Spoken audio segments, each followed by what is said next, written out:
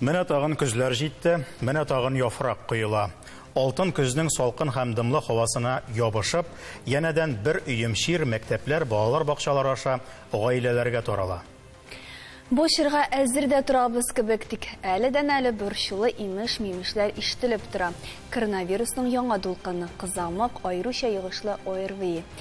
Барысына да ачыклар кертер өчен студиябызга яраткан табибларыбызны дәштек. Хәерле кич, хөрмәтле кунакларыбыз, тапшыру дәвамында сез үз фикерегезне төймәләргә басып та җиткерә аласыз. Зәңгәр килешү, кызыл килешмә билгесе. Башта бер төрле статистикадан башлап карыйкмы шунда.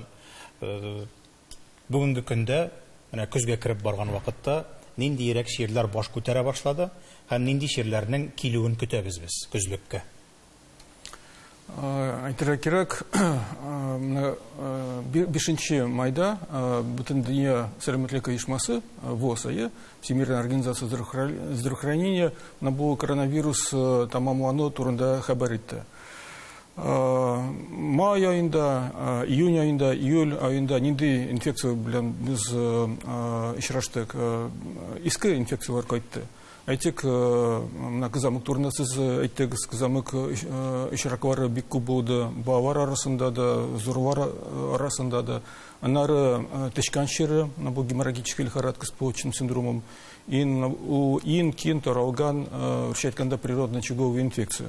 Татарстан территориясендә, башка бу Приволжский федеральный округта бик күп очраклар булды, бу тешкән чире. Күп очраклар, бу герпес вирусы бар, кишечный инфекциялар. Тулысынча әйткәндә, тагын кабатлап әйтәм, иске инфекциялар кире кайтты безгә. Ковид?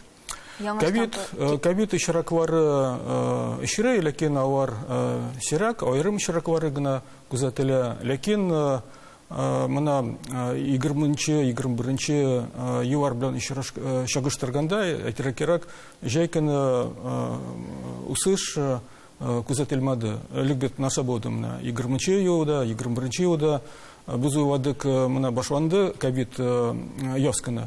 Җәй көне бетергә тиеш дип уйладык, ләкин ул бетмәде. Кирсенчә җәй көне 20 елда да, 21 елда да кичәйеп китте. Бу ковид. Бу елда җәй көне без күрмәдек шундый надулкынны. Ләкин менә алда безне кыз көтә, сентябрь, октябрь, салкын көннәр җиткәч, минимум ковид тиеш үсәргә, ләкин ул шундый зур эпидемия ничек булды, үткән елларда булмаячак. Башка инфекцияларда булырга тиеш, грипп һәм башка ОРВИ. Ковид сезонлы чиргә кайтып кала дип әйтә алабызмы? Дөрес әйтәсез. Менә көзгә без нинди прививкалар белән кергә тиеш икән? Салкын көзләр җитә. Бөтен кеше балалар мәктәпләргә киләләр, детсадларга бөтен сикереп тулалар. Иләренә вирусны инфекция кайталар, әбиләренә, әниләренә, әтиләренә. Бигрәк тә куркыныч инфекция кайталар әбиләренә, бабайларына, олы кешегә. Шуңа күрә прививканы ясарга кирәк. Хәзер үктән. Иммунитет бит ул барлыкка килә 1-2 айдан, шулай бит. Шуңа күрә прививканы грипптан, коронавирустан, олы кешеләргә 60-65 яшьтән башлаган кешеләргә пневмониядән, пневмо 23, ул бөтен поликлиникаларда бар. Бөтен кешене чакырабыз, килегез, прививкаларны ясагыз бөтен поликлиникаларда. Хәзер бераз прививка ясау кимеде. Коронавирус юк дип саный кеше. Вирусный инфекцияда әзәйде, но башны күтәрәчәк. Вирусный инфекцияда, коронавируста киләчәк. Шуңа күрә прививканы ясарга кирәк дип бөтенегезне чакырабыз. Бер сорау бар кичкенә генә. Менә коронавирус котырган вакытта ихтияри мәҗбүри прививкалар ясатылды. Әйеме? Уздык бит инде аны. Күбебез. Аның төрле вариантлары бар иде. Менә ясаткан кешеләр, әйтик шул ук менә спутник, аны әйтергә ярый торгандыр инде, әйме? Спутникны ясаттык, дибез анда 2 ел элек. Хәзер без көтәбез ниндидер яңа дулкын, ниндидер яңа штамм, эрис дип әйтәләр, аялгышмасам әйме. Менә ул хәзер килеп җитә ди, прививка ясатырга кирәк. 2 ел элек ясалган спутниклар саны аламы, сон алмыймы? Яңадан шуны ук кадатырга маны, әллә бүтәнен эзләргә кирәк маны? Монда хәзер ничек итеп буталмыйча гына әйбер табырга икән? Хәзерге прививка интерназальный дип атала. Менә шундый прививкалар да бар. Борынга сала торган. И күп кеше шуңа ризалаша. Прививкалар, коронавирус прививкалары шул дип уйлыйм мин. Ревакцинация, укол инъекция кадатканчы борынга тамчы тамызырга безнең пациентлар ризалашырлар дип уйлыйм. Гомумән менә ковидка әйләнеп кайткан без икән, ул безгә ковид пандемиясе нинди мирас калдырды. Ягъни күпләр хәтер начарайды дип зарланалар. Анда кан басымы белән бәйле ниндидер авырулар күтәрелде. Нәрсәләр ул? Әлбәттә, бу авыр сорау минемчә, чөнки ни өчен менә ул сорауга дөрес әйтеп булмый, чөнки ковид белән безнең, әйтик инде 90%-тан да күбрәк кеше авырткандыр инде. Авыртмый калган кешеләр бик сирәк, андый кешеләр ничәдер кеше bir-iki тапкырда авыртты. Шуңа инде без менә бу ковид булган вакытта да күп кенә шундый хәбәрләрдән ишетеп тордык. Менә кичергән, инсульт булган там яки башка чирле барлыкка килгәндә, моның менә ковидның әлбәттә без беләбез, бу ковид инфекциясының нерв системасына, йөрәккә, үпкәгә, башка организмга тәэсир итүен, ләкин менә шушы ковид белән бәйләнеше бар микән, юк микән? Минемчә, бүгенге көндә моның әле авыр әйтергә. Чөнки безнең студентлар да белән эшләгәндә дә, безнең студентлар дипломны работа алалар, әйтик ди, ревматоид авыртуы, менә сөяк авыртуларның күбәеп китү коронавирустан соң. Ләкин менә шушы тикшерүләрне үткәргәннән соң 1 ел эчендә дә без аның үсеп китүен бик аңлый алмадык. Монда без беләбез, коронавирус вакыты булганда күп кенә кешеләр үз чирләре, хроник чирләре белән өйдә утырдылар. Коронавирус биткәннән соң алар тышка чыктылар, әйтик ди инде. Әлбәттә, бу вакытта безнең күбәеп китте бу ниндидер чирләр. Ләкин менә бүгенге көндә менә шушы әйтик ди отдаленные последствия, еракка китә торган менә шундый последствиялары бүгенге көндә минемчә алар әле тикшерүләр үткәрелмәгән һәм бүгенге көндә булай дип еракка әйтүе бик авыр минемчә бүгенге көндә. Менә балаларга кайтып калганда инде әлбәттә без шушыны әйтеп китәсем киләдер иде инде. Менә шу отдаленные последствия дигәндән инде менә әйтик бит, без беләбез, коронавирус җиңелүтә ди безнең соңгы вакытта. Ләкин балаларның менә шушы мультисистемный воспалительный синдром барлыкка килүе, чөнки менә бала коронавирус белән авыртканда ул җиңел үткәрә. Аның симптомлары да булмаска мөмкин. Әнисе генә авыртып китә, әйтик, ул контактта гына була. Ләкин ничәдер атна үтә һәм бала ниндидер хас булмаган чир белән авырта башлый. Аның нәрсә әле тумавы да юк, әйтик, йөткерүе дә юк да, ләкин аның температурасы күтәрелә. Не ул мультисистемный. Күп органнар баланың ялкынсына. Шуңа минем әйтәсем килә, менә бүгенге көндә дә бу коронавирусы булса да, менә мультисистемный воспалительный синдром турында без онытмаска тиешбез. Әгәр дә бала күптән генә җиңел генә вирусны кичерде икән, 1-2 атнадан соң тагын авыртып китте һәм бу инде томау төшү, салкын төшү түгел, ә икенче икән, бу синдром турында онытмаска тиешбез. Менә аны ничек дәваларга, ягъни син аны ковидны дәвалыйм дип дәвалыйсың, я булмаса, мәсәлән, минем малайның аягы авыртты 2 атнадан соң ковид менә кичерде, ул һәм аның аягы авырта башлады кинәт кенә.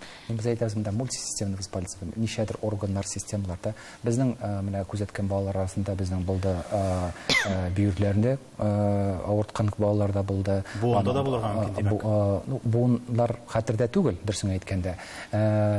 Бүйір авырткан балалар да булды, йөрәк авырткан балалар да булды. Менә шушы безнең Лимфалар ялкынсыну. Шунда төрле авыртулар булды, әлбәттә соң. Кан тамырларына килсәк, шул кан басымы күтәрелү дигәнне бик күп кешедән ишетәбез. Коронавирусның моңа йогынтысы бар дип әйтә алабызмы? Әллә Илнур әйткәнчә, бу инде сәламәтлеккә игътибар артып китү сәбәпле, русча әйткәндә, выявленный случайлар шулай күп булу хисабына статистика артты микән?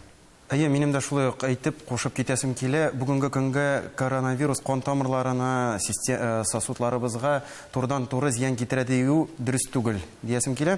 Без күбебез инде игътибар итә башладык. Менә ковид белән авырдым да, минем давлением күтәрелеп китте. Юк, бик күп табибларыбыз да пациентларыбызга шул фикерне бәйләп җибәрәләр. Менә мин ковид белән авырдым, миндә кан басымым күтәрелеп китте диләр. Юк, кызганычка каршы, менә минем эшләвем, күреп карап баруларым турыдан-туры тамырларга, йөрәк системасына зыян китерә диясем килми. Бүгенге көнгә инде күп чорда безнең кан тамырлары киңәю чире белән авырып йөргән кешеләр күбрәк зыян ала. Алар инде безнең ятып торганда, шулай ук безнең ковид чагында кан куерып китүе дә бар. Шул чакта тромболар җыелырга мөмкинлеге бар. Турыдан-туры, опять-таки инде безнең сосудыбызның, веналарыбызның, тамырларыбызның стенкаларына ниндидер зыян китерә дигән фикер юк.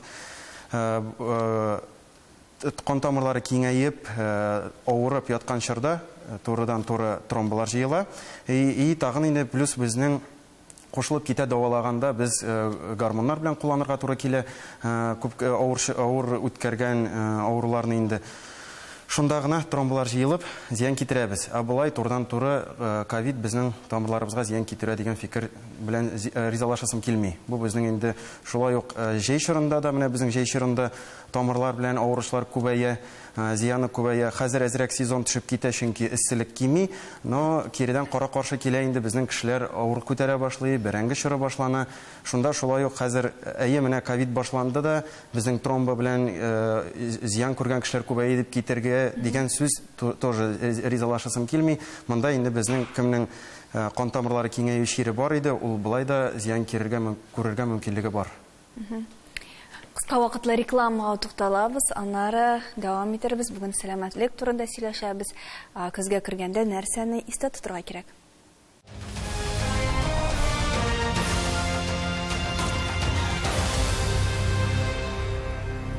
Хәерле кич, Таян ноктасы студиясында туры эфирда көзгә кирип барганда безгә ярәсе чирләр турында сөйләшәбез. Коронавирустан да бик ерак китмибез әлегә. Беренчедән тагын бер дулкын көтелә дип әйтәләр. Дөрес, инде ул элеккегеләре шикелле көчле булмаячак дип өметләнәбез. Ләкин монда коронавирус ияртеп килгән ниндидер өстәмә чирләр турында бераз гына бәхәсләшеп алдык әле реклама вакытында. Ягъни ни дәрәҗәдә коронавирустан соң калган чирләр аның белән бәйле икән. Бер яктан, Халит әфәнде, бу бит инде бик җайлы гына исәпли башлау ноктасы. Коронавирустан соң шулай булды. Зур вакыйга булды бит инде коронавирус дигән. Менә шуннан соң шулай булды. Теге Ельцин киткәннән соң шулай булды дигән шикелле инде бу. Точка отсчета татарча әйткәндә. Шуның белән генә бәйле түгел микән бу? Бәлкем дөрестән дә кеше игътибар итә башлагандыр үзенең сәламәтлегенә, шуның аркасында шулай тоелмый микән? Монда мин нәрсә әйтергә телим. Менә бар үткән острый период, бар постковидный период. Үзе менә бу коронавируска бар, коронавирусның рецепторлары бар төрле органнарда. Үпкәдә дә, биердә дә, бавырда да, кан тамырларда да. Шуңа күрә кайдан килеп чыга менә бу тромб воспаление бар шундый термин. Менә бу острый период булганда, бигрәк авыр формада кичерсә кеше ковидны тромблар килеп чыга. Шул тромблардан кеше үләдер. Ковид белән авыртканда. Менә бу постковидный период, анда кан басымын күтәрелү сәбәпләре төрле булырга мөмкин.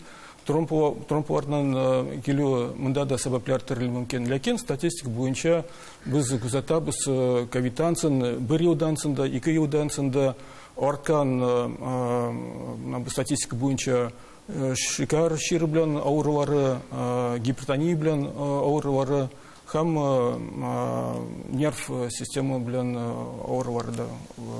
Сезнең сүзләрдән соң, димәк, ковид белән авырткансың икән, берникадәр аннары сәламәтлегеңне тикшерергә кирәк. Әлбәттә.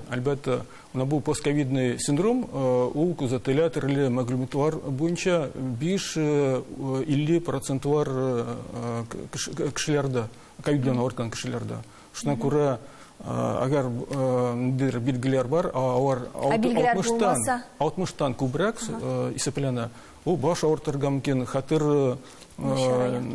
naşardı, anları şeş kıyırga mümkün. Mına şu bilgiler bulsa, elbette kerak dispансеризация үткәрергә, табибларга мөрәҗәгать итәргә, сәбәпне, причин табырга өчен. Аллаға шөкер, исән калдым дигән белән генә алга барып булмый инде. Дөресен генә әйткәндә. Монда тагын бер әйбергә игътибар иттек, тапшыру башында ук әйттек инде, кызамык турында. Коклюш бит инде, дөрес итеп әйтүе. Ул шир турында менә бу көннәрдә Кызамык о корь. Коклюш о Мин татарчасын белмим. Коклюш тренде. Менә шул шир турында. Аннан соң төрле мәгълүмат чаралары, мәсәлән, сифилис очраклары арту турында сөйләшә башлады. Без дөрестән дә Халид әфәнде әйткәнчә, элекеге ширләргә кире әйләнеп кайта башладык һәм көтмәгәндә. Билгеле ширләр, дәвалап була торган ширләр, бөтен тәртибе билгеле. Айдар, бу нәрсә белән бәйле? Ул ширләр үзгәреп кире кайттымы безгә? Ваемсызлыкмы ул? Каян шулай шундый очраклар пәйда булды? Менә һәр вакыт, һәр тапшыруда без мин нәрсә әйтеп киләм. Менә аннан соң инде тамашачылар белән аралашкан вакытта да тапшырудан соң шулай бит теге обрат реакция кире әйләнеп кайта, кешенең аз тикшеренмәү, бөтенләй тикшеренмәү нәтиҗәсе. Менә теге сифилис дип әйттең, теге шул ВИЧ турында тапшыру эшләдек, шулай бит инде. Һәм башка төрле бераз гына куркыныч булмаган авырулар кебек тоелса да, аларның барысында әлбәттә дәваларга мөмкин һәм бик рәхәтләнеп яшәргә мөмкин әлеге диагнозлар белән, әлеге авырулар белән, әгәр дә дөрес дәваланса икән кеше. Ләкин менә безнең тамашачылар арасында да андый кешеләр бардыр инде. Һәм гомумән халыкны карасак, авыруга, ширгә салкын карау бу бер. Ковид вакытында без моны күрдек. Менә бу син әйтеп киткән йогышлы авырулар, бик куркыныч булган авырулар, аларга да караш ничектер салкынчарак, чөнки бу миңа кагылмаска мөмкин.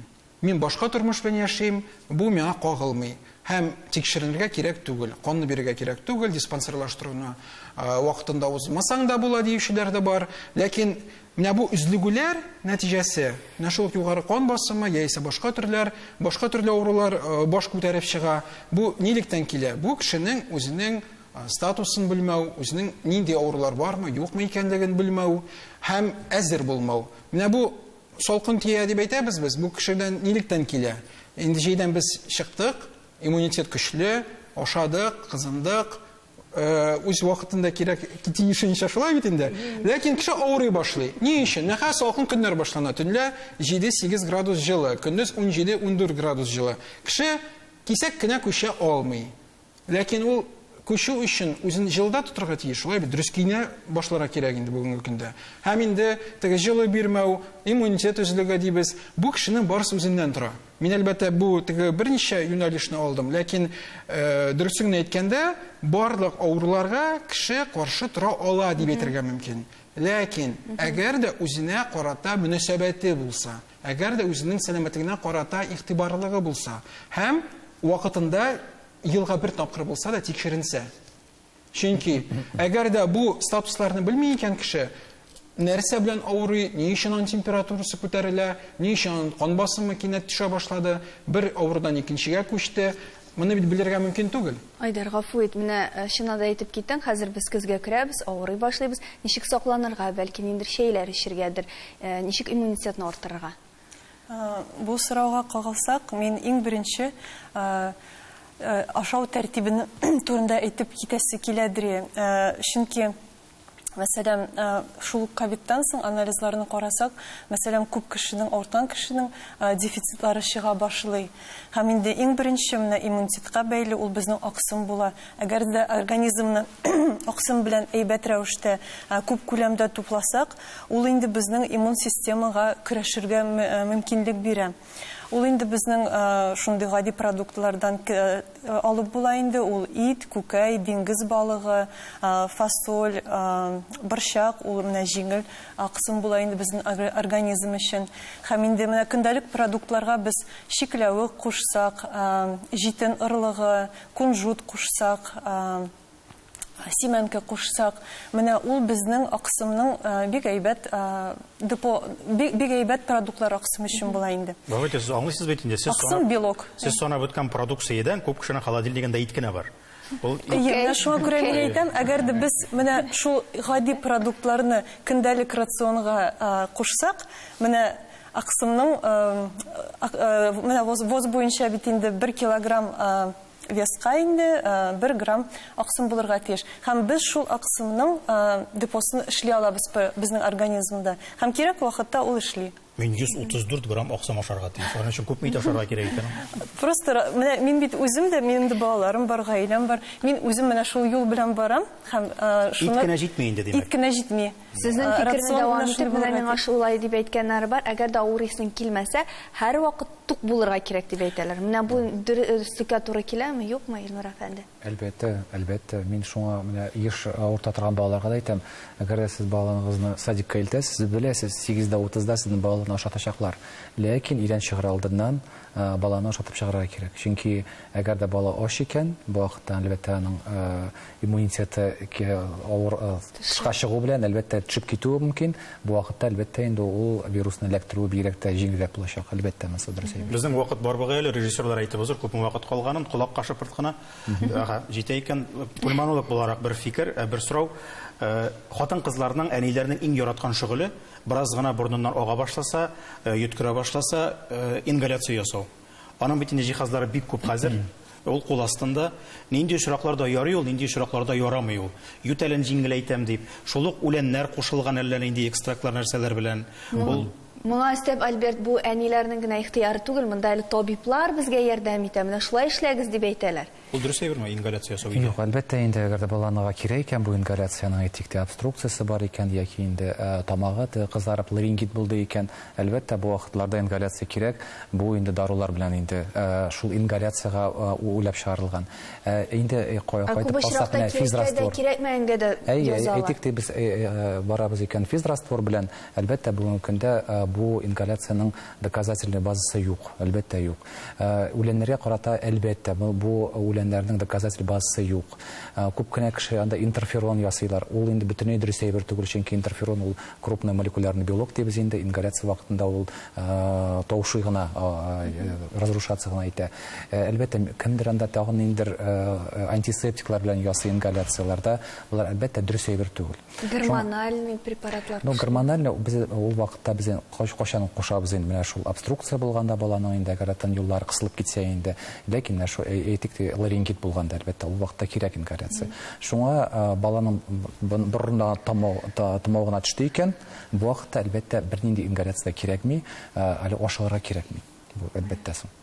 Кайчан ярамый дигән бер очрагы бармы? Температурасы булса ярамый мәсәлән. Ну, бу әйтик әлбәттә тоже дөрес әйбер түгел, ни өчен дигәндә безнең менә күп кенә әйтәләр, менә ингаляция булган температура сатырга ярамый. Әлбәттә элек менә теге паровой ингаляторлар булганда, теге бәрәңге өстеннән эшләгәндә әлбәттә температура булырга тиеш түгел. Әгәр дә без әйтәбез инде бүгенге көндәге небулайзерлар белән әйткәндә температура булса да бала небулайзер аша сулый ала, әлбәттә бигрәк тә кирәк вакытта. Табиб билгеләгән булса. Әлбәттә. Булды кебек, җәмәгать, бик зур рәхмәт барыгызга да. Нәрсә булса да, бу ширләр һәрбер гаиләгә киләчәк. Иң мөһиме, Айдарның сүзен куәтләп шуны әйтәсе килә. Аларга әзер генә була белергә кирәк. Алдан ала киемнәрне, витаминнарны, рационны көйли тору гына сорала. Сәламәт булыйк, башка сүз юк. Таянырның да һәр вакыт бар, шуны онытмагыз. Фасыл кайдан алып калган?